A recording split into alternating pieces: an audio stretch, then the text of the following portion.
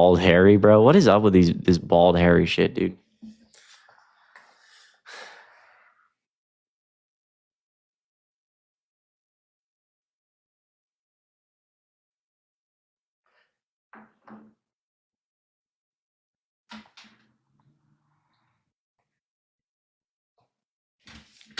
Dude, if you're a Trump supporter, can you just let me know in the comments, please? I'm having some trouble here. I want to see bald. Dude, I got a buzz cut once. Not a good idea, bro. Not a good idea.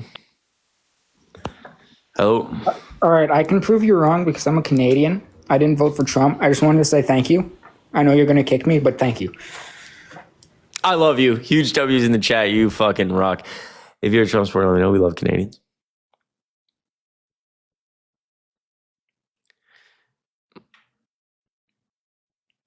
Bro, if you're a Trump supporter, please. Why is MAGA always so scared, bro? God damn.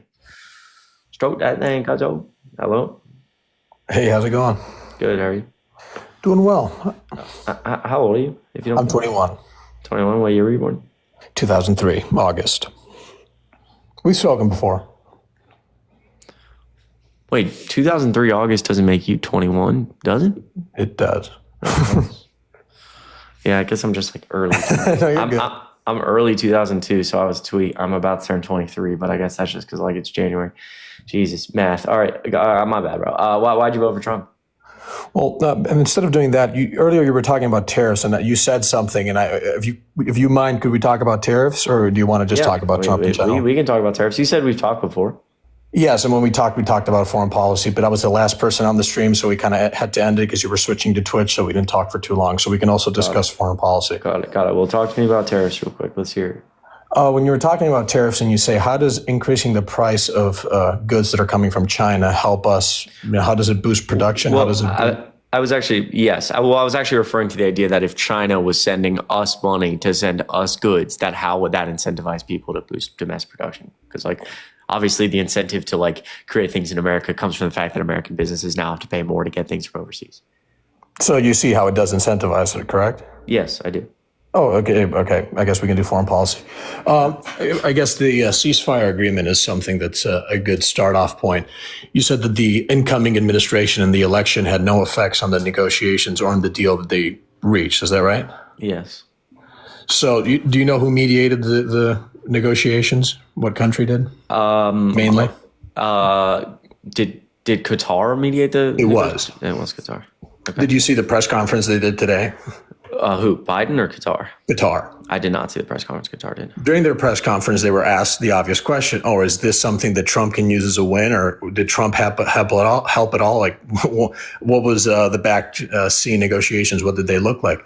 And the thing that they said is that it was political pressure from the election and the incoming administration and the stance that Donald Trump had on the hostage negotiations, that if by the time he was president, the hostages hadn't been released in a deal, that there was going to be all hell to pay and it was going to get bad for everyone. So he said that they work with both sides. They work with incoming National Security Advisor Mike Waltz on this issue.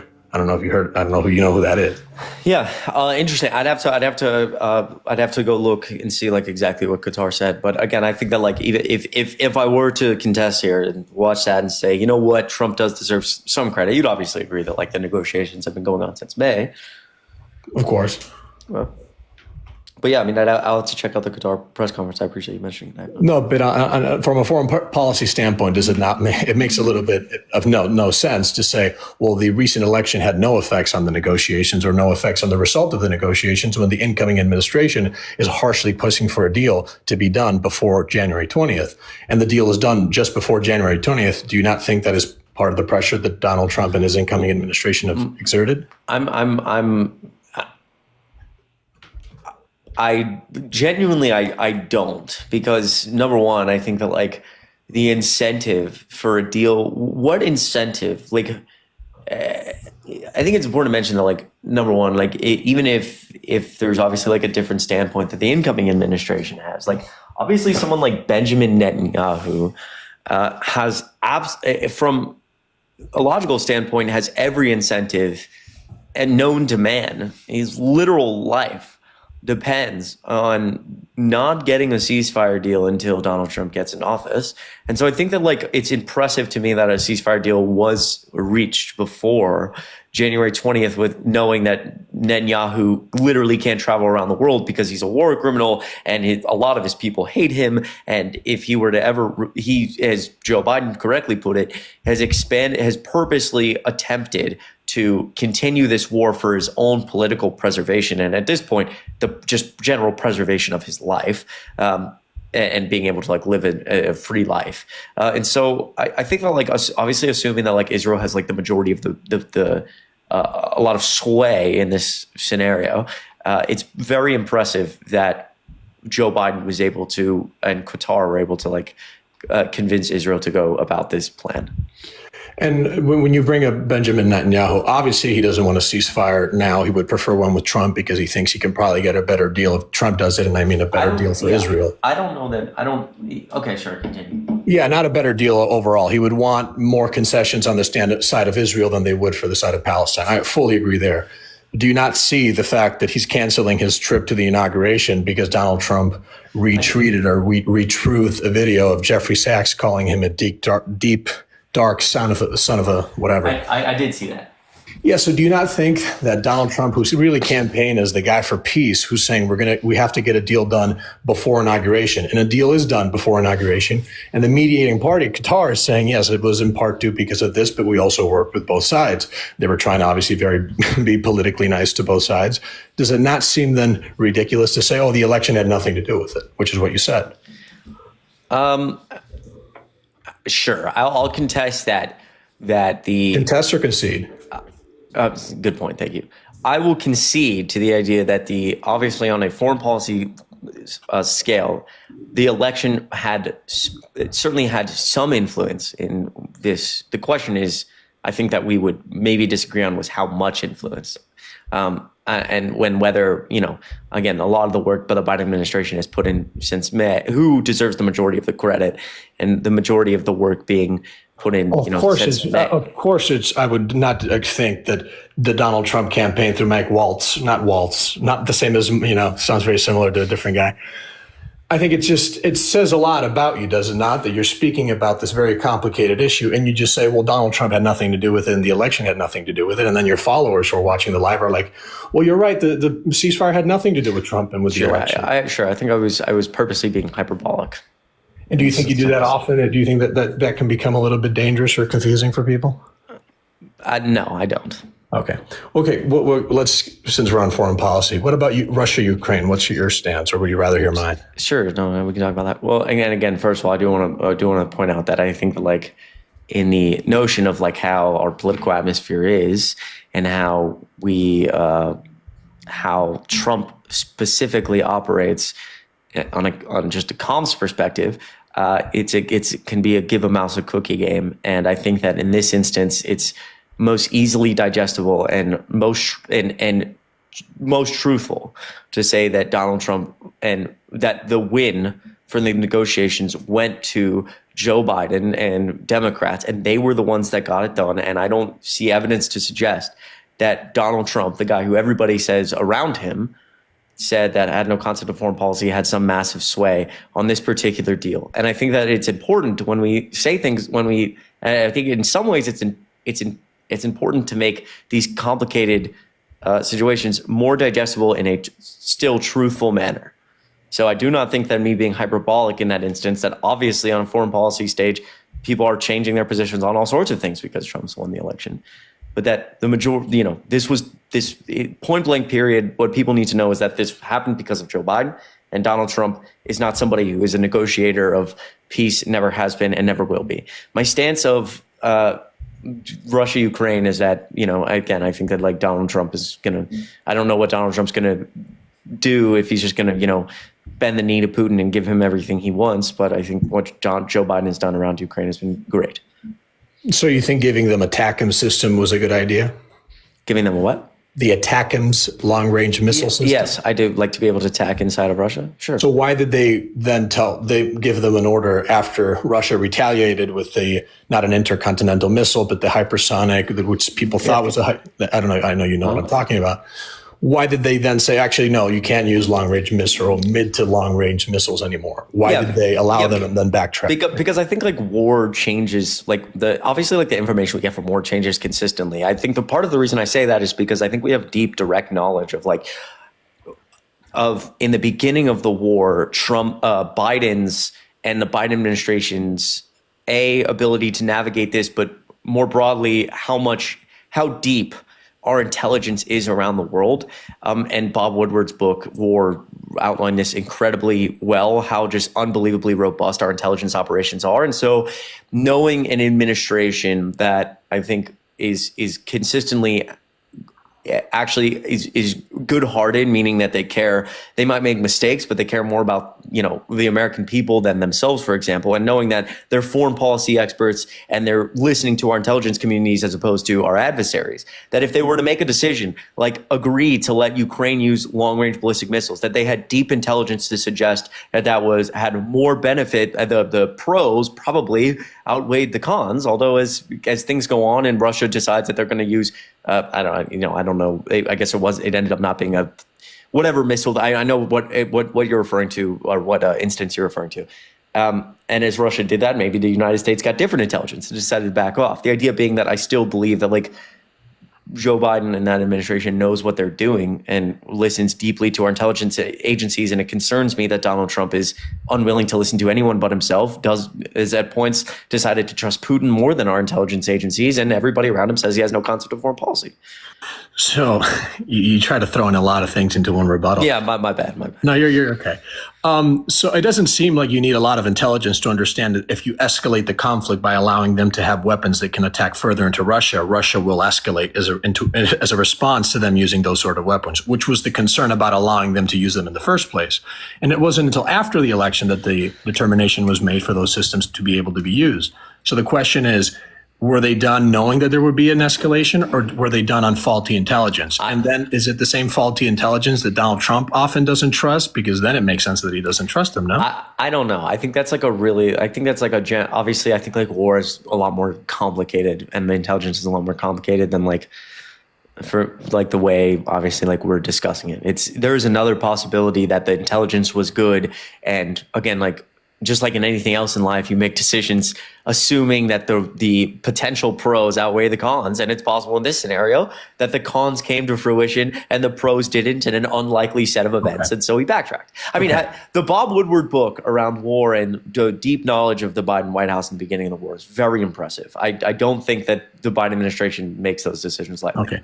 Was that an escalation? Would you think that allowing them to have weapons to bomb areas they've never been able to bomb, is that an escalation in the war, being able to attack supply depots? That is an escalation in the war, yes. Okay. And why was that escalation done after the election when the incoming president, the president-elect, had said, I want to negotiate with Russia?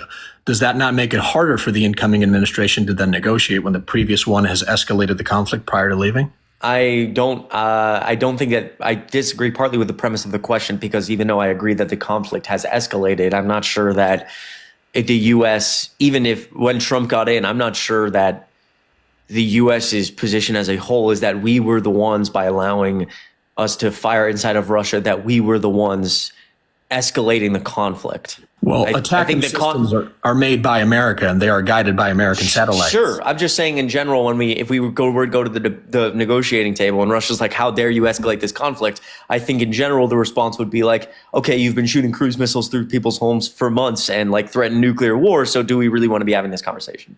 So I don't know. I don't know that it's as simple as. So then escalation means nothing? No, escalation means something. But again, it's still important to draw lines in the sand. I think it's important if the U.S. hasn't to push Russia hard, and if the U.S. has intelligence that they could be doing something like attacking inside of Russia to weaken them, then that's fine. So your stance is to support Ukrainian forces by any means necessary. Or what is your stance on Ukraine, though? Yeah, I think we should support Ukrainian forces with, A, weaponry, B, humanitarian assistance. And any type of military intelligence and operations that the West can give without having troops on the ground. So currently we run a $2 trillion deficit a year, and you think that we can justify continuing to support this conflict? Yeah, because our military in 2023, we spent 6% of our military budget on the conflict. If we want to have a conversation about cutting our military budget for the deficit, that's different. But that money was going to be spent on the military regardless of if Ukraine existed or not. The majority of the money in those packages are spent in America on American companies. I don't disagree with that. So then I don't really think it's a conversation around the deficit. Partially it is. I don't know. Not really. I mean, I don't know how the 6% that comes from military assistance, but we've also donated we've given them a lot of humanitarian aid. Sure. So how much, which is still packaged in our is still part of our U.S. defense budget. How much of course, and if you look at the budgets, they're being passed by Congress people who are given money by lobbyists from Boeing and Northman Group and Raytheon. Sure, and we can have that discussion. But in terms of like our deficit, I don't think $200 billion is making that much. The answer is it's not making that much of a difference at all. And it's 10% of our deficit, and $2 trillion. Sure. But again, I don't think 10% is nothing. Well, no. Okay. Sorry. Let me rephrase. I was being hyperbolic again.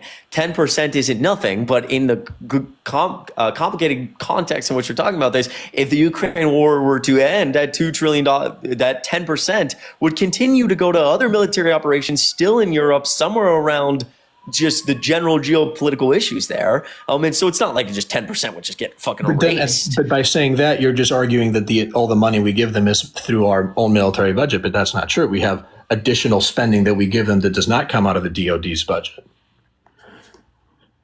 For example, 60 Minutes reported that we pay the salary of 57,000 firefighters in Ukraine. Do you think we should do that? I mean, yeah, I think that's fine. You think it's okay to pay the salaries of firefighters in foreign countries? Yeah, I don't see a problem with that. I would assume that's part of a humanitarian aid package. It is. But you don't see an issue with that? As a part of a humanitarian aid package, no. Where else is if someone said, if I told you that we were sending $10 billion of humanitarian aid to Ukraine, you'd probably say, okay, if in that humanitarian, I think that's part of humanitarian aid, sure. I mean, generally, part of the combination of humanitarian aid in those packages is also just general cash assistance for like economic regions. So if there's Ukrainian firefighters who like can't get paid anywhere, it's obviously difficult in some aspects to get paid during a fucking war. If part of the United States position is that for humanitarian aid and general economic assistance, it's labeled in those bills, then paying those firefighters so they continue to work and have an incentive to work would probably be important as a part of both of those things. Oh, of course it would be important, but it doesn't make sense when we're giving them the weapons that allow them to be bombed by continuing the conflict, and then we supplement the weaponry, and then we deal with the consequences of the retaliation by the Russians. So we're fully funding this war. So my question is, how much longer? Wait. Hold on. Two things. Number one, three things. Number one, I don't think, again, the premise of the idea that we're the ones funding the war and causing death and causing escalation. I disagree with those three things. If the United States didn't fund the war, all of the Ukrainians would already, or could be potentially, dead. And I say that in the way that obviously like the culture in a place like Ukraine is significantly different than the United States, but like, people in Ukraine, in Kyiv, who lived a life of normalcy before this conflict are willing to pick up arms and die for it, right? They're not just going to like join the Russians. So again, I think that like a lot of Ukrainians are appreciative of the fact that like the West has given them an opportunity to fight for what they care about. So I just disagree with this idea that like death and destruction would not be occurring if we weren't doing this. In fact, I think there's a high potential for significantly more death and destruction in the future if we were to give Russia what they wanted and, backtrack off this whole thing, essentially, especially considering we have intelligence to suggest Russia will continue to try to move forward and divide the West in whatever way they can. Number two, how much, or I forget the second point, but really the more important one, how much longer? If I don't know what's going to happen now with the Trump administration, but the U.S. position has been pretty fucking clear. We're all going to be united against Russia. Their inflation is soaring. They're finally starting to struggle a lot more economically. Putin is running out of options, and we will come to the negotiating table when you stop committing war crimes and stop lining up women and children and shooting them in the back of the head. When you do that, we come to the negotiating table. Until then, we have a red line, and the second you touch NATO land, it's all hell. It's pretty simple. Okay, so have you seen the reports in the Washington Post about the Ukrainian recruitment numbers and how they can't meet recruitment numbers, and they're struggling to fill 1/3 of battalions? I have not seen that, no.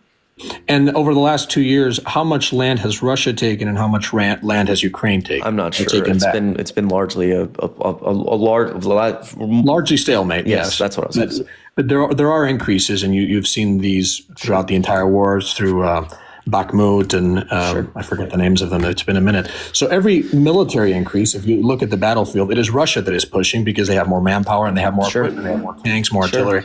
So the only way in which we could allow Ukraine to defend itself is with very expensive equipment used to immobilize this attack, not immobilize those sort of attacks and not give them equipment to push themselves, because we saw that giving them tanks don't work.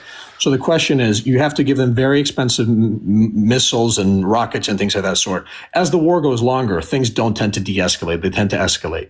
The United States can be in a place where, oh, well, you have a neighbor that's stronger than you. We're going to go there and defend you. Why? I understand we have to allow them to not be, subject to the invasion of a foreign country and all these things in theory. But why should we be the ones there? Why are we involved? Yeah, I know you don't want to hear I understand that you don't want to hear the idea of we have a moral, justification to do this, blah, blah. Well, and that's fine. But the answer you're looking for, which is still the truth, is that we have a deep national security interest in Ukraine, and it is more beneficial to be doing that for United States interests. That is part of it.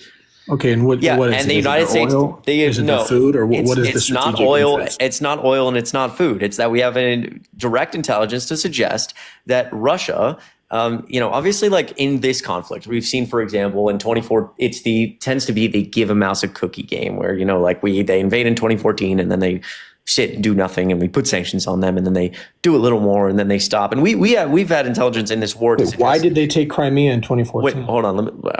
We can talk about You just say all these things. Someone's putting a phone number on the chat. I don't know if they're leaking your phone number or something. That is not my phone number, but I appreciate you. I appreciate you mentioning that. Well, yeah, and we can talk about that, because I'm not trying to. Well, here, let me. I really appreciate you mentioning that, man. Basically, what I'm trying to, it doesn't matter. We'll talk about that in a second. What I'm trying to say is that we have intelligence that would suggest that, for example, Russia is interested in, at one point, touching NATO land, taking NATO land that's uninhabited. So maybe my geography in this region could use a refresher, but there is some part of NATO that is essentially an island. Surrounding Russia. Yeah. Are you talking about the corridor that separates? It might be, or it's like an uninhabited island or something, or whatever. Oh, an island, never mind. It's like an island, or it's some area that is completely uninhabited. No one lives there. There's nothing going on there except fucking woods, trees, nothingness.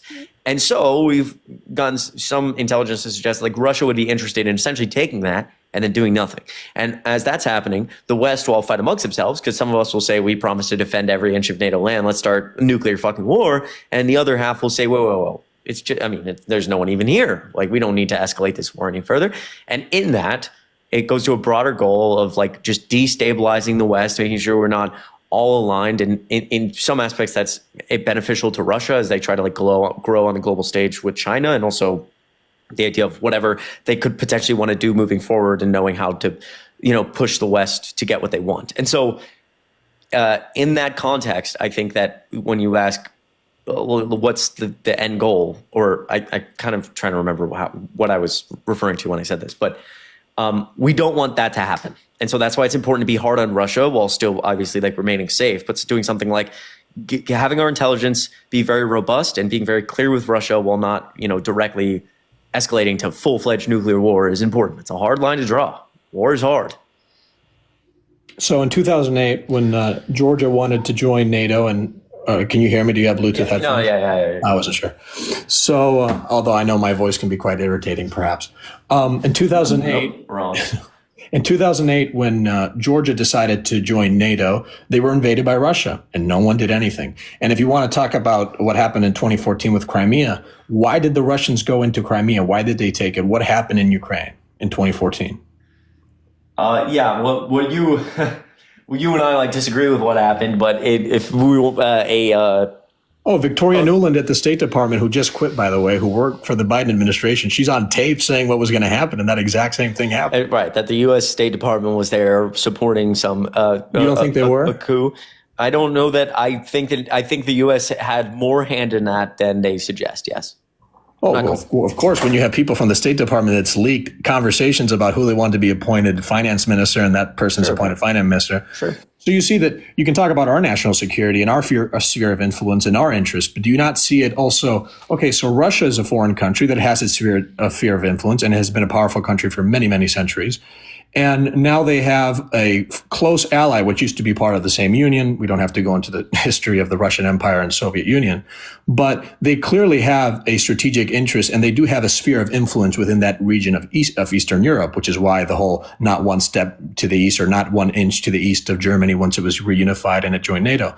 So does it not seem interesting that the United States, and I guess this is an important part of the point, but essentially coups one of Russia's closest allies, Ukraine, and then has negotiations with them to enter the EU, to enter NATO. And a few days before the conflict started, when troops were already at the border doing training exercises, we sent Kamala Harris to, what was it? Was it Budapest? I forget what city it was, but they were having a convention and they verbatim said, the State Department said that it was a full intention of the United States to allow Ukraine to open the pathway to join NATO and the EU, while Russia was showing force at the border because the country had been couped, or a former ally.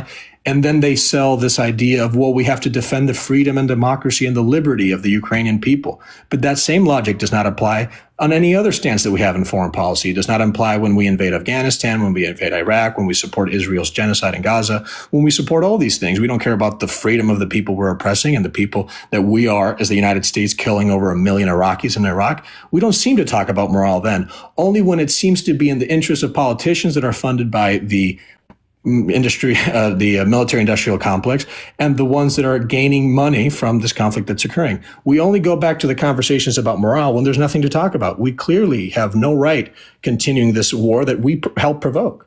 Do you not see the point I'm trying to make?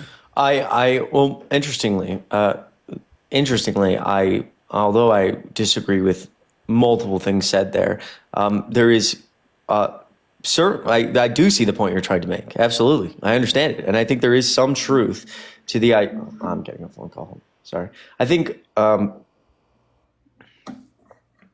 there is some truth, even though I disagree with, like I said, a lot of what you just said. Sorry. To the idea that the United States, has done and does a lot of really shitty things on a global scale and has done them under the guise of morality, when obviously the answer is that we have a national security interest there. I do think that there is some truth to that. How much we both, come across that line, or how much we both see that may differ, but I do understand the point you're trying to make. Listen, do you mind if I'm sorry. This has actually been a great conversation, but I got a phone call that I've got to take real quick. That's fine. And by the way, I saw on one of your social media, you moved to Chicago. I'm from Chicago. Great city. Dude, enjoy it. Thank you. And if you need any restaurant recommendations, hit me up. Yo, there's a lot of great spots in Chicago. I appreciate that a lot, man. Seriously, thank you for the kind words. Have a good one, We'll talk again soon. I appreciate you. Right, see ya. W's. Guys, double tap the screen. Hold on.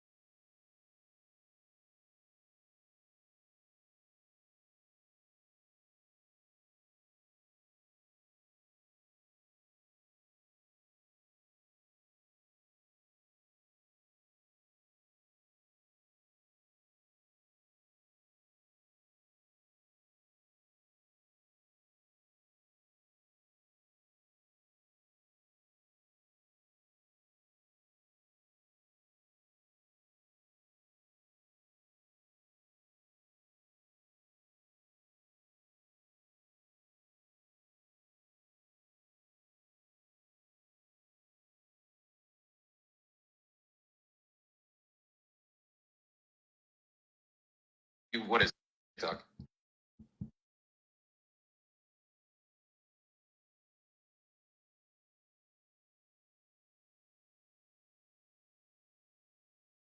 Hello, who is this? It's Harry J System. Harry Jason, what's up, bro? Say hi, Mama. What's going on live? I was concerned. Well, I don't know if I guess the live doesn't know what I was doing. But while I was in there, I was like, dude, I bet the TikTok decision got released by the Supreme Court. No, bro. I was refreshing it refreshing over and over at 10 a.m. I can't believe they didn't fucking drop it. I know. I don't understand what's taking so long. I mean, it almost seems like there's some perhaps disagreement on the court. Well, it's definitely a good. I shouldn't talk about like our private conversation, but I do agree with that one individual around the idea that maybe this is a good sign. Yeah, I mean, maybe. I was really surprised. Like you'd assume. Is there any other opinion days on the docket? Not that I know of. Not that, and also this is not really like typical opinion time for the Supreme Court. So it's just interesting. I don't know. I don't know why it's taking so long, which I guess would indicate some disagreement. Interesting. Please, Supreme Court. He said, please, President Trump, please save him. Honestly, though, like a better option might just be like, what if, like, if this, assuming the Supreme Court upholds it, like, I just read that Trump wants to issue an executive order to stop the ban. Okay, I mean, shit. I don't think he has the power to do that, bro. Yeah, but I don't think you understand who this guy is, dude. He just does whatever he wants. Oh, well, he does, but that doesn't mean. So whether it's legal or not, he's going to do it. And, that's figure true. it out later. That's true. Do you want to tell the people any of what you just did, or give them like any little hints or anything? Sure. So for all the folks watching at home, I'm in Nashville, Tennessee right now, which is a city I've never been. I've been to Nashville a few times. Good place, great place. It looks really cool. Like, I wish I had more time here, and I wish I was here with friends. Like, I wish you were here. That'd be way more fun. We'd have a good time. But we would go crazy in Nashville. Are you kidding me? We would go. We should just come back here at some point. We would. A lot of people in the comments spamming, I'm in Nashville. OMG. I'm in Nashville. I almost just said the hotel I was staying at because I feel like you should say that out loud. Actually, just say I'm just gonna leak your number. You just people will text you. Yeah, so here's a room anyway. But I'm here with Vice News. Vice News invited me to come do a debate, like Jubilee kind of stuff. It was like 9 men. It was all men. And they were talking about Trump versus Harris and social issues like masculinity, Andrew Tate and things like that. And it was like 3 liberals, one centrist, well, kind of 2 centrists, and the rest were conservative Trump voters. So we cooked, I would say. People were actually really nice. Good. I know you did cook, bro. I know you did. A lot of people in the comments are now W's. Holy shit, that's so cool. So cool. Yeah, so it's going to be coming out. This is unclear. It's not 100%, I should say. But they say around Inauguration Day. So relatively quick turnaround. Nice. Were you supposed to tell people about it, or? I hope. Because 2.2 thousand people on the live just are all spamming about how that's sick. So hopefully. Yeah, you guys. Of course, this will be if TikTok gets banned, it'll be literally around the time it gets released. So it'll be the last thing. Also, that's true. Well, congrats. Everyone give a big congrats. We're very proud of you, brother. Thanks, everybody. Thanks, everybody. Lastly, you got to get back to your place of living, and so we can do some NCAA streams, my guy. I'm down. Obviously, you're just asking to lose again. All right, bro. When do you get back? Tomorrow. God damn, bro. What are you doing tonight? Staring at a wall? Probably going to go, stare at a wall. I don't know. Maybe I'll...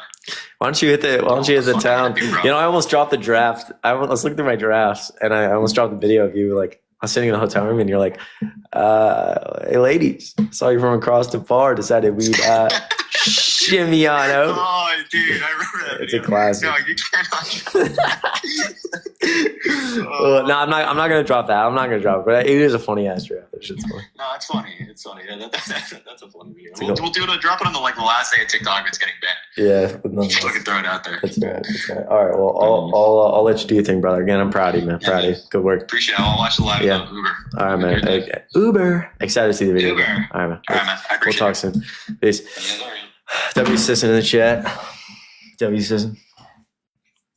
Sorry, I told him to call me after the Nashville shit. I wanted to know.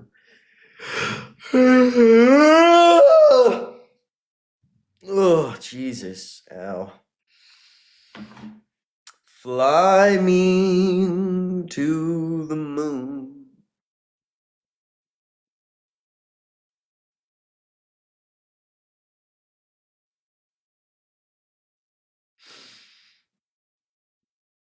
We live in a society, Chad.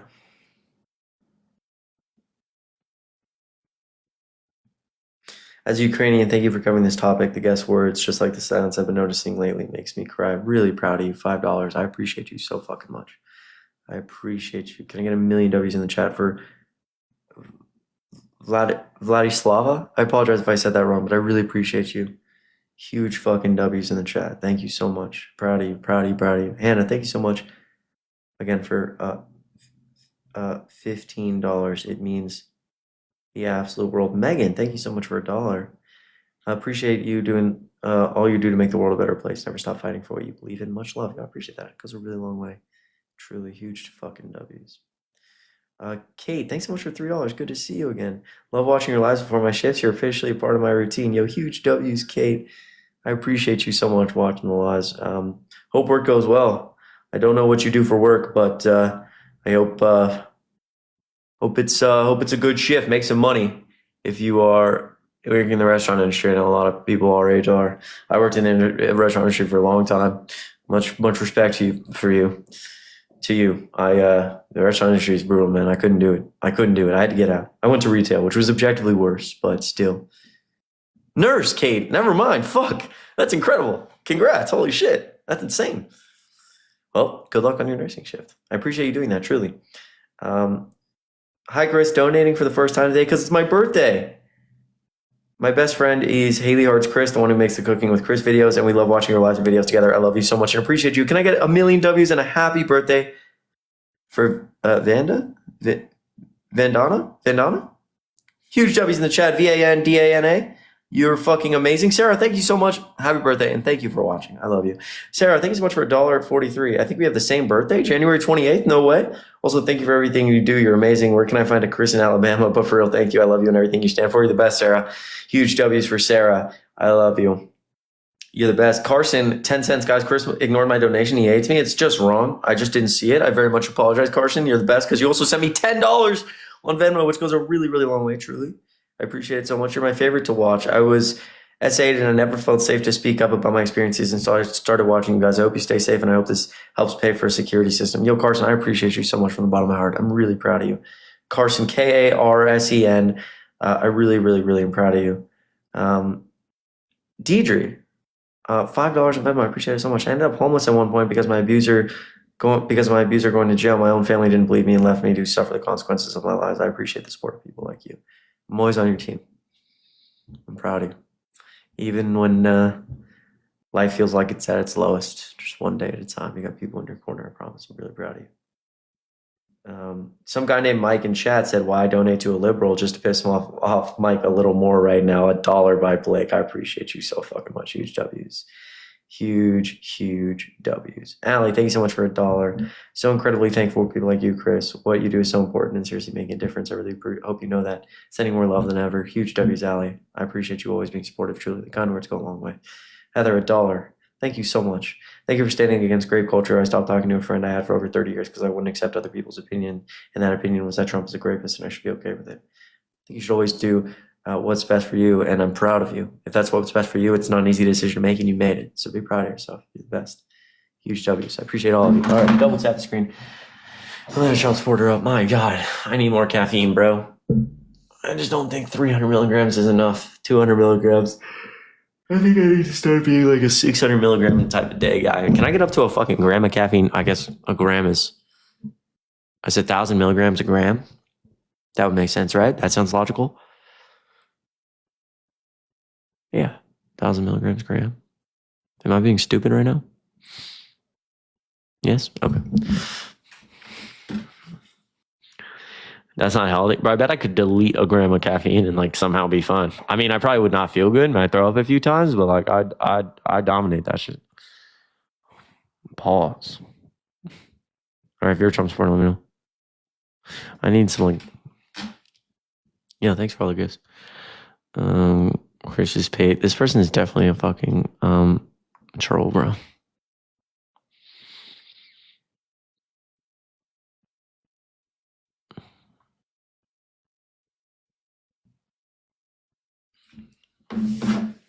I invited you, Evan.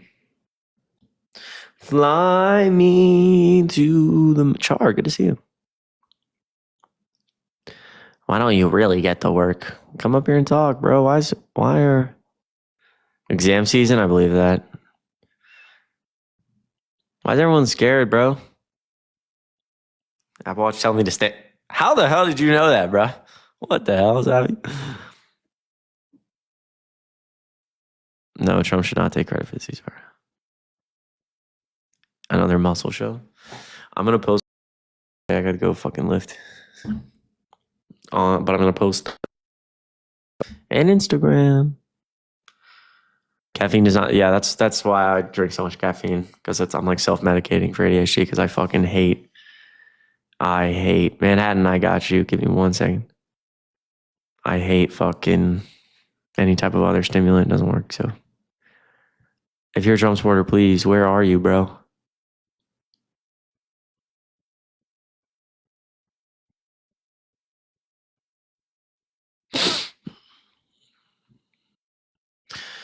Fly on the moon. Oh my God, bro.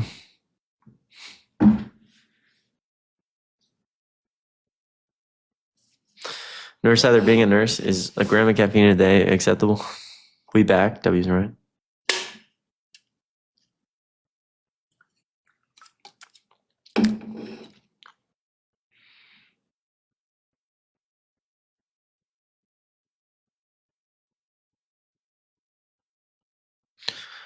No. I think the FDA maximum recommendation is what? 400 is 400? 400 a day is like maximum. 400 milligrams. I'd say I pretty consistently have like 400 milligrams of caffeine a day.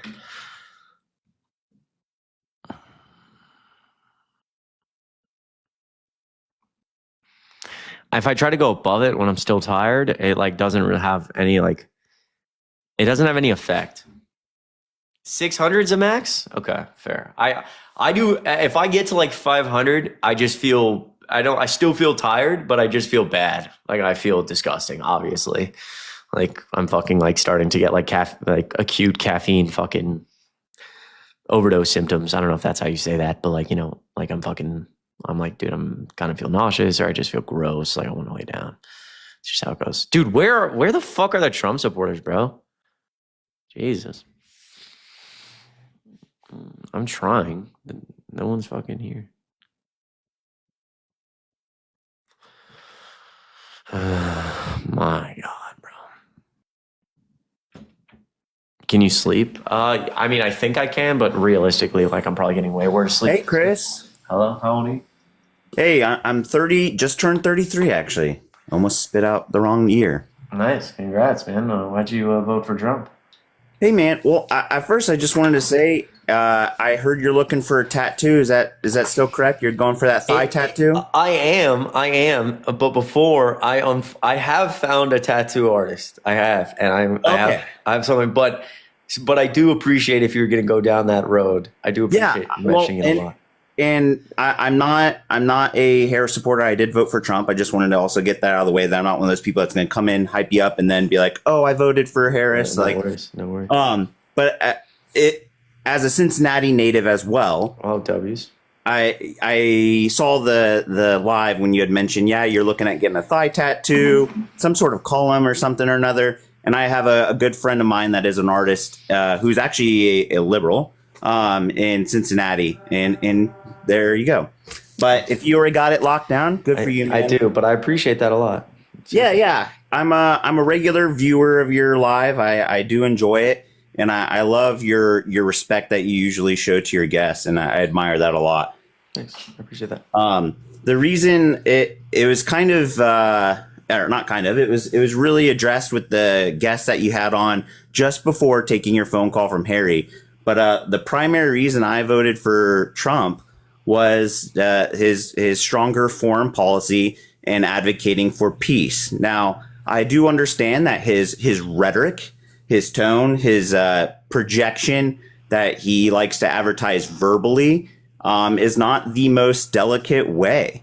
But I do believe that it is effective. And as that other gentleman had noted, I was also familiar and tracked the press, the way the Qatari officials addressed the press today, and that the incoming administration and their influence was definitely a factor in the negotiating. Something that he touched on briefly, the previous guest, and you noted it as well, was that during the Biden administration's address today, he laid out that when the press asked President Biden whether or not the Trump administration or incoming administration was influential or should be able to take credit for this, he said, "Are you joking?" And then he went on to elaborate that the existing peace agreement, or ceasefire agreement rather, is the same ceasefire. His words. This is Uncle Biden's words. It's the same ceasefire agreement that has existed since May. Which, hey, you know what? That's great. Why now? Fire away. Why now? Yeah. Why would sure. Hamas and Israel be willing to come to terms and with the Qatari acting as mediators? Why would they suddenly agree to it now?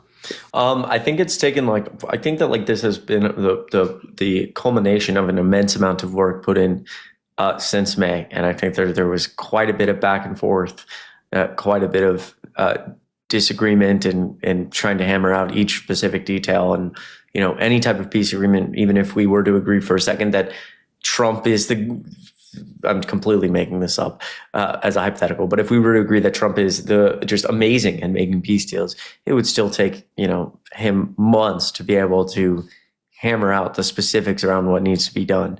As war is a complicated thing, and those agreements take a long time. So I would suspect that the majority of it is a culmination of a lot of work done and a lot of pressure put on both sides to figure it out. So you mentioned to make adjustments or to reconfigure this agreement, but as I emphasized earlier, Biden made it very clear that this was the exact peace agreement that was first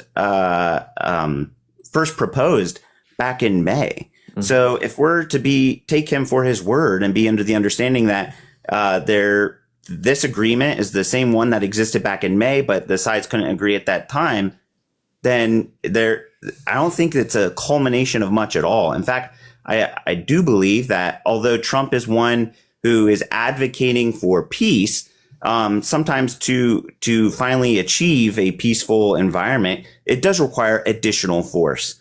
And forgive me if I'm mistaken, but Trump was very adamant that if a ceasefire and a prisoner exchange was not completed prior to his administration, he made it very clear that Hamas would have all hell to pay. Do you recall that statement as well? Yep. Do you believe that played any role at all? I think it probably played. I'm sure it played a role, but again, in terms of the influence of a peace agreement, I'm not sure how much of a role it played, and also there's a possibility that it made certain parts of the agreement harder. I think that Netanyahu, again, like I told the last guest, I think is you believe he's a war criminal, and is something that you said, and forgive me, I interrupted you. Please finish. No, that's all right. No, what were you going to say?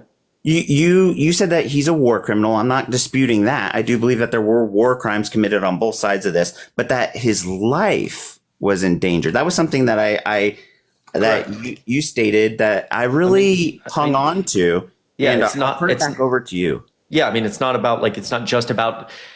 He hasn't been interested in extending this war just for his own political preservation, but also just the preservation of him being his life, as you said. Yeah, as him being. So, what authority is threatening the life of Benjamin? Yeah, I when I say his life, I don't literally mean his What do you mean? If you can elaborate. Yeah, sure. I mean his potential to, for example, be a free man or to travel to certain to certain countries or have any influence at all without just having to potentially, I don't know, if he were to resign or not resign, if there were elections held, Netanyahu lost, his people were furious.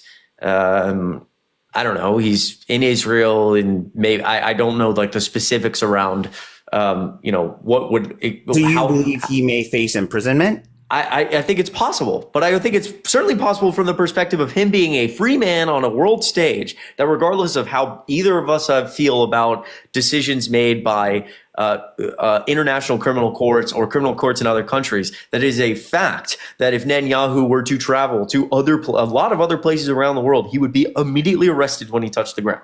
And so again, in the terms of like, you start to see those options for him close, and I think that he's feeling an immense amount of political pressure, and I'm sure there's potential for ramifications from his own courts. I don't know if that I don't know the realities of that, but I'm just saying. Excellent point. So with war crimes having been committed already, we can't change that. Do you believe with this ceasefire agreement? Do you believe he still faces those same ramifications? Yeah, I mean the ramifications exist. I don't know if it will happen or not. Why do you think it wouldn't? If you had to like, I don't, because I'm not well versed enough to say what would happen to Netanyahu if he wasn't in a position of power, where he would be, where he would live, I know that there's obviously a lot of Israelis who don't like Netanyahu. I don't know that how much of a sway that those people have over, or how they feel about him, potentially facing punishment for things that, right. He's not polling high even in his own. So great. So all I'm saying is that like, I don't know the specifics around exactly those things, but it is clear that it plays a role in him wanting to extend his stay as like the prime minister. What do you believe? I haven't gotten into the nuances or been able to read anything on what this actual peace agreement entails, or excuse me, ceasefire. And I hope your viewers, as well as other conservatives that read the news, understand that it is in fact a ceasefire, not a peace agreement. And I'm going to make mention of that, and let's go back in time a little bit to our ceasefire agreement that the Trump administration had orchestrated with the Taliban in Afghanistan, and the Biden administration then executed our withdrawal from Kabul, which was an absolute disaster. How he ever was able to begin to dream about pursuing a running for office in 2024 is insane, but especially after the way that played out. But the argument from the Biden administration at that time was that it was a withdrawal that had been organized and orchestrated by the Trump administration. Sure, I'm willing to concede that, but that it had ceasefire agreements and essentially wickets that had to be maintained in order for the ultimate withdrawal to be executed. And those wickets were not maintained. Okay. They were not maintained. And the Biden administration to say that, oh, it was in place since the Trump administration, we are just executing on it. Well, you decided to execute on it after it was already a failure. Yeah, sure. Okay, sorry. Yes, sir. No, continue.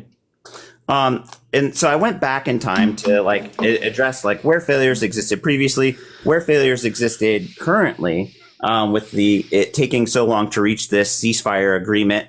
And how did this conflict in Gaza get to such a destructive level? I think is another credit to the Biden administration for putting on the brakes on the IDF, the constant restraints that they placed on the IDF, limiting them from being able to complete their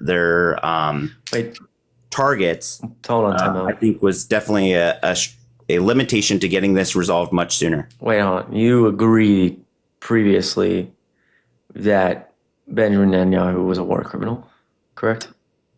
So I agree that there are likely. I can't name specifics, but I can't either. I probably agree that it's likely that as somebody who is constantly shit on from all aisles about my opinion of this conflict, that if we want the safety and security of Israel and other states, it cannot include the current makeup of the Israeli government and Benjamin Netanyahu. But if you agree that Benjamin Netanyahu has committed atrocities, then Biden administration putting pressure on the IDF to not do things like fucking storm into Gaza and continue to commit atrocities. But Chris, what ground do we have to stand on? So as a 13-year military veteran, I also stand to believe that you know what? The Trump administration likely committed war crimes. The Obama administration certainly committed war crimes. The Biden administration certainly committed war crimes. Who, as the U.S. military, what ground do we really have to stand on to then point the finger at Benjamin Netanyahu and IDF forces, saying, "Oh, this apartment building that you guys destroyed in a targeted attack, that you dropped leaflets on to notify them to evacuate, that you did knock bombs, which are essentially percussive bombs that you drop prior to an actual airstrike to alert those who are non-militants to evacuate the premises, and then we destroy that apartment building. And unfortunately, Hamas forces and other teists are hiding behind these people as human shields. What other action are you left? Is left? Yeah, sure. So obviously the Hamas hiding behind like civilians is a war crime in itself, and I understand the concept behind. Then I definitely ask for your criticism. So no, I'm just saying like as these things are occurring, and as we have ample evidence that there's an immense amount of suffering in Gaza, and aid is not flowing to the people who need it. That it's acceptable for the Biden administration to be pressuring. Putting immense amount of pressure on Israel to do more. You say, or to do less in this instance, or to do more in the instance of helping aid flow through? What is why are we able to say that? Because we give them $3.5 billion fucking dollars a year, and we will continue to send them and support them, but they need to have some sort of red line that I think in some aspects was crossed multiple times. Although I want to be clear this live, that I've said extensively that I think that Israel has a right to exist and that the people deserve safety and security, although the makeup of the government currently with the people in it are not acceptable. Regardless of that, and when you say again, I just think that we could go down a long list of the disagreements about whatever you just said about everybody else committing war crimes. I think Joe Biden's one of the most pro-Israel politicians that exist, and yet he was the hardest on Benjamin Netanyahu. Would you say he's a Zionist? Joe Biden's a Zionist, yes. Okay. But it doesn't matter. My point is that he's very, very, very supportive of the state of Israel, which is fine. Is Zionism racist? Wait, can I finish speaking? Your chat. Sorry, I didn't mean to interrupt. Your chat is labeling folks as Zionists as if that's a negative thing, and I'm asking for your opinion. Well, hold on. Before I would like to just continue to finish. Yeah, sorry about that, Chris. Go ahead. It's fine. Again, in that, I forget where I was. Jesus. I didn't mean to derail you. No. You're fine. You're totally fine. In the idea that America's committing other war, I think Joe Biden, as somebody who is a self-admitted Zionist and cares a lot about the state of Israel, he's also been the hardest on Benjamin Netanyahu and the state of Israel out of any president in the last 5 decades, because I think he's so sick. He was very sick and tired of seeing the immense amount of loss, and he kept screaming at Netanyahu. We have a leaked phone call where he's screaming at someone else saying, all this fucking guy does is lie to me. That's all he fucking does is lie. And so I think that in the instance of that, when you compare it to U.S. war crimes, I don't think that, we'd have to go down a specific list of what we're talking about. People talk about the idea that Obama did things in Libya that Obama deeply regrets, but I don't think he did those things intentionally. And I think he talks all the time about how he wishes he stayed longer than Yemen, or he bombed a hospital that they had bad intelligence on, and he wishes so desperately that didn't happen. But again, that's obviously a different conversation to have, as opposed to someone like Netanyahu actively were telling him that we have evidence of this pain and suffering and loss, and we see it so clearly, and he needs to flood in more aid, and that aid is not flooding in. And so I think it's just a morally acceptable position for the U.S., although Israel has a right to defend itself. I don't disagree with what you're saying there, that if there is an aid flowing in, that it's okay if we're trying to put restraints on the IDF to save people's lives. Got it. So back to kind of the Zionism and the IDF having an obligation to preserve and save as much life as possible. Do you think that Hamas, are we allowed to say the H word? Yeah, that's fine. Okay. Do you believe that Hamas stands to preserve life? I'm sorry, I'm just reading some of the comments. There's definitely a conflict rifting in your comments right now over Zionism. Well, yeah, I mean, I think most people in my comment section would be, and people in Parker and Dean's, I'm sure like even Parker and Dean themselves have disagreements on this conflict than as I do. But I think it's a perfectly acceptable stance to say that Israel is committing war crimes and their government is, doing the actual government itself needs a new makeup. And Benjamin Netanyahu is not good for anyone, including the safety and security of Israelis, while simultaneously saying that Hamas is a terrorist organization who is also committing war crimes, and that everybody in both sides of the region deserves safety and security. To the people in my comments, as much as I love you and you may be deep supporters of me and I appreciate you, to suggest that Israel doesn't have a right to defend itself, I don't know. What are we talking about here? We're talking about 6 million people. I want to be clear about this. 6 million people living in Israel, most of them born in Israel, know no other place besides Israel, have never had citizenship outside of Israel. And we're just saying that they just deserve what? Just right, a geographic area about the size of New Jersey with the population of New York City. And again, as we talk about this conflict, I've said a million times, as everybody, like, here we go. As people drop the unfollows and tell me that I'm, fucking terrible. Again, I very much do not agree with the standpoint that we should, I disagree with the Biden administration on a lot of this, because I think in some ways they weren't hard enough on Israel. I think in general in this conflict, I see a lot of wrongdoing by Israel, especially their government and their willingness to continue to, not allow things like aid to flow through, and that Benjamin Netanyahu's willingness to preserve this war for his own self-interest. I get all that, but you have to be a different level of, I'm sorry, but you have to be a different level of out of it to suggest that the people of Israel, for example, don't deserve a place to live that's safe. If you're saying that, you're not doing anything good for your own cause besides fucking just, I don't know, you're making the whole situation worse, to be honest. And I don't feel like I like won some sort of argument point there. I appreciate your vulnerability and willingness to address that point. A lot of those who are on the political left, I'm not going to say Democrat, liberal, whatever, but the political left, that is a very strong source of division that I think was very much unaccounted for in the 2024 election, that lost votes, mostly Jewish voters or those of Israeli immigration. I'm really sorry to cut you off. For the person who said Palestinians deserve the same level of safety, absolutely. I have 100% absolutely. That's why I started the whole thing. We're saying the Israeli government has been committing atrocities, and there's also a significant distinction between Palestinians and Hamas, and even those on the right who are, I would say, Jakes, give me literally 2 seconds. I'm so sorry. I'm going to have to, Jakes, I apologize. You're more than welcome to come back up in a second, but I'm about to have to walk downstairs to get my food, to get my stuff. So give me 1 second. I'm so sorry. Jesus. This is always a topic this is a better topic suited for another platform that's not TikTok Live, where the average person just doesn't watch for that long. So they just scroll. Sorry, Jakes, give me 1 second. Cash App, I got you. I actually didn't even order food. I just ordered I didn't order food. I ordered a set of groceries because I needed a few things, including floss. Really need some floss.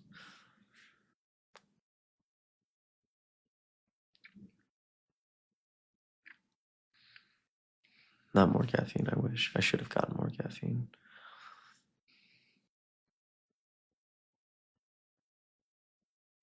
How is Israel defending itself? I don't understand the premise of the question. Cooking with Chris, yes, absolutely. I don't really know why I'm drinking a C4. I'd much rather drink something else, but why'd I move to Chicago? Just bored. I said Israel has a right to defend itself. I didn't talk about, again, I think I said 100 million times that the things that Benjamin Netanyahu is doing is A, atrocious, and B, does not ensure the safety and security of that region. Oh my God. Guys, I have to say, as somebody who stands very fiercely in between two sides of the party, moderates I think are too moderate, and progressives and leftists I think are just ridiculous in their own ways.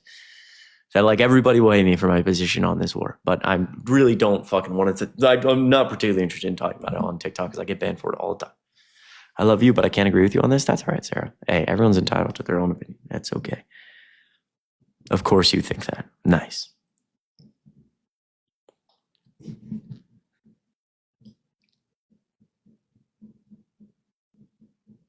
And like, again, for everybody who's talking about the idea of the obviously deep, it is the most it's the most complicated foreign policy issue on the face of the planet.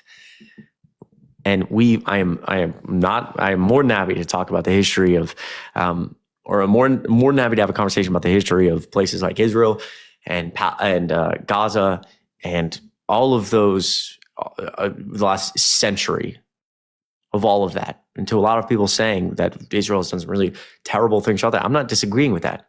In this notion, though, in the pragmatic notion of, again, 6 million people living in a state where they know no other home besides that state, it cannot be a ridiculous standpoint to say that those people, along with the Palestinian people, deserve safety. If you're suggesting that those 6 million people don't deserve to, their government that's currently set up doesn't deserve to do things like, well, their government as it's set up is a fascist fucking nightmare, doesn't deserve to defend itself, I don't know what to say.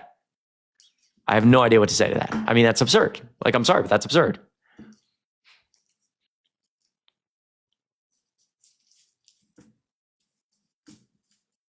Chris, it's my birthday. Happy birthday. Yeah, someone like, again, like I've seen several people talk about, and I agree. Again, defense. There's a different. Israel does have a right to defend itself. I said now a quadrillion times that the state of Israel has done more than that. Trust me, they have done some really, really atrocious things. I don't know what to say.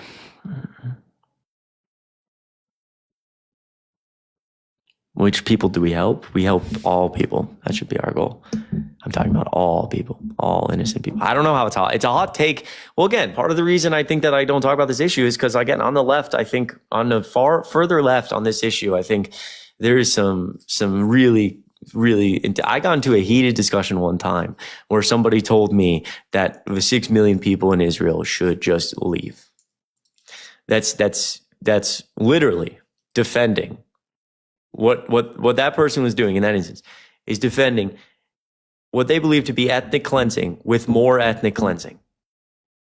That's like a very popular standpoint on like the very, very far left side right now is like, they're colonizers, they should leave. So that right there, you understand that of 6 million people in Israel who have, again, most of them were born in Israel, they know no other home. They have no citizenship to other places. If they ever had citizenship to other places and they're older, it was rescinded because they were pushed out for being Jewish. And you are suggesting right now that those people colonized that land. The 22-year-old in Israel right now has only ever known Israel. Colonize that land and they should get up and leave. Do you know what the fucking definition of that is? The exact dictionary definition of that is ethnic cleansing. That's the definition. And so to the person in the comment, the other person in the comments who say, well, isn't that what happened to the people in Gaza or Palestine? That's not, that's kind of my point, is that how is it possible for anybody to have a pragmatic discussion about what you claim to care about if you are defending ethnic cleansing by supporting more ethnic cleansing? You've lost your goddamn mind. That is the most absurd thing I've ever heard. And from the bottom of my heart, if you are supporting things like 6 million people getting up and leaving Israel, you are doing irreparable damage to your own cause and irreparable damage to the people in Gaza who need help. You're doing unbelievable damage to their cause. You have no idea. So that's the type of shit that pisses me off. That's why I can't talk about this issue or subscribe to that cause.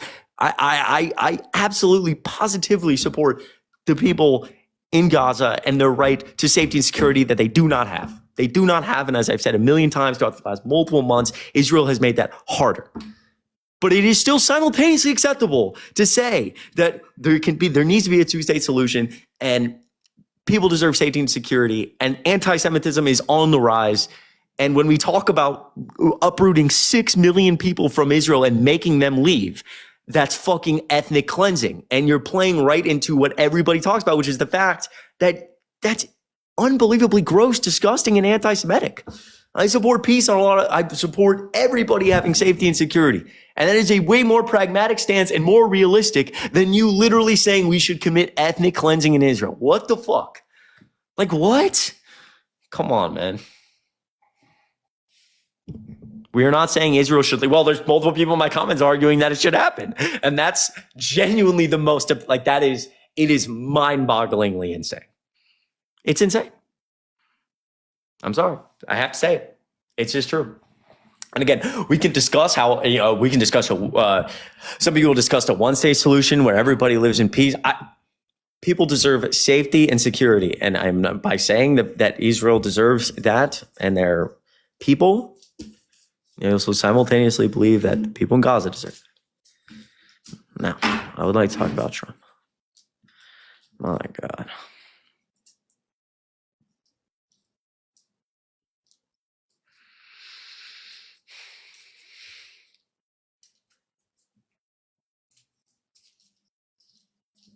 Harry's here?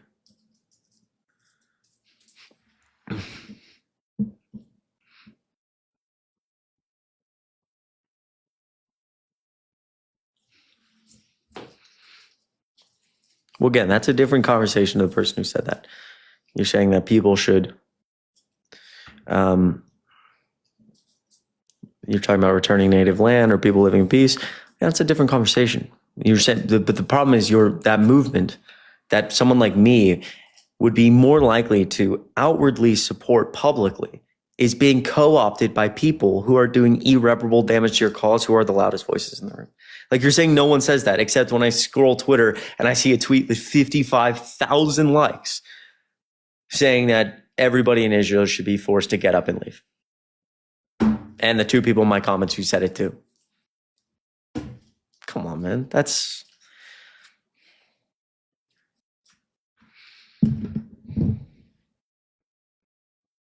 I probably like that base tweets. It's teetering on it. It's definitely anti-Semitic. And also in the anti-Semitism, there's been an unbelievable rise of, anti-American Muslim sentiment and racism. I've talked about this extensively. I made a video. One of the first videos I made on this conflict. A 7-year-old girl and her mother were shot by a man who said that they were part of Hamas, like walking in an apartment building. One of the most tragic things I'd heard. I made a video on it. It's gross. It's disgusting. So again, I'm not trying to... This topic is just very, very, very fierce online, and it can be difficult to have a nuanced conversation about it.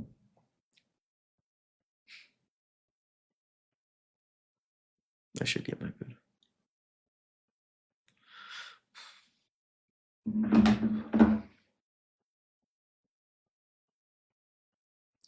Alrighty. Well, it seems like my Uber driver is like stuck in like no man's land. Maybe he like fell off a bridge. We're talking about Trump now. I don't want to have this conversation anymore. It's just, it's one that I suggest you all hold your opinions, and if you watch me and you disagree with me, that is totally okay. I just love your opinion. Hello. Yeah, hello. What's up, Devin? How old are you? What's going on? Not much. How old are you? I'm good. How old are you? How old am I? I'm 21. What year were you born? 2003. April 21st. Okay. Why did you vote for Trump? Yes, I did. Okay. Why'd you do that? Because I think he was a better option over Kamala. Kamala. Is her name. Yeah, okay. Whatever you say. No, I mean, not whatever I say. Like, you can either say Kamala Harris, Vice President Harris, you can get the fuck out of life. All right. Hey, that dude. Okay. Vice President Harris. There you go. It's hard to give credit to a black woman in America, eh? Yeah, good boy. All right. Anyways. Yeah. No. Does that scare you as like a real masculine 22-year-old that like you have to be respectful to a black woman? Did I dead name her? My bad. I pronounced it wrong. It's not that deep. I'm just letting you know. I know many of black women.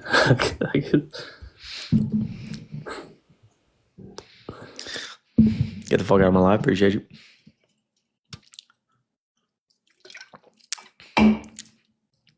It's hard. It's hard for white straight dudes. It's okay. Listen, to every straight white male out there, I'm a straight white male myself. It's okay. We have the most privilege in society. We walk outside and we don't have to think about our gender, our race, etc. We get more opportunities than other people. The only reason I have this platform, a lot of the reason I have this platform, is because I'm a straight white male. If I said the same things and I was a black woman, for example, I guarantee I wouldn't have as many followers. It's just the truth. It doesn't mean I didn't work hard for what I have. It doesn't make me any less of a person, but it's the truth. And if you can't admit that, it's because you're soft. You're emotionally soft. You're insecure about yourself. You can't believe that you work hard for things while also accepting that you got opportunities because of your race and your skin color.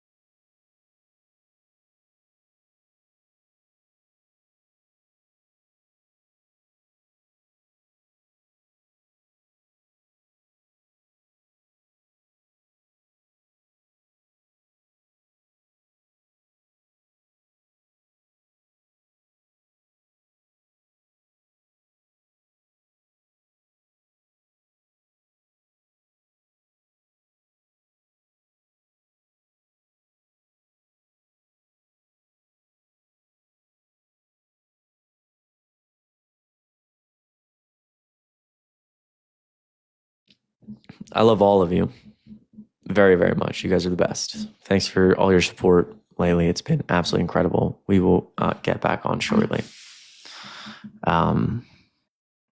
Truly, from the bottom of my heart, I'm proud of everybody and I appreciate you. Kate, thanks so much for $2. About to hop off live, but want to say have a great night and keep kicking ass from your fellow caffeine-addicted, sleep-deprived friend. Proud of you. Go kill it.